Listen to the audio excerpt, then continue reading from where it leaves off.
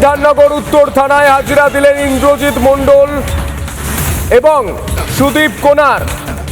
দুজনকেই তলব করা হয়েছিল। এই মুহূর্তে সেই ছবি আমরা দেখতে পাচ্ছি সরাসরি। সুদীপ কোনার এবং ইন্দ্রজিৎ মণ্ডল।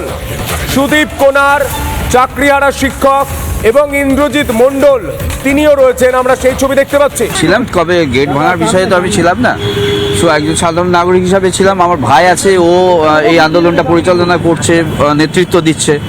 ভীষণ অসুস্থতার মধ্যে দিয়ে কাটছে দিনগুলো। বিগত কয়েকটা দিন 7 তারিখ থেকে শুরু করে এসএসসি ভবনের ওখানে থেকে শুরু করে ও আন্দোলনের নেতৃত্ব দিচ্ছে, দুবার অনশন করেছে, শারীরিক অসুস্থতা রয়েছে। তো তাদের পাশে এসে দাঁড়ানোর জন্য আমি এসেছি।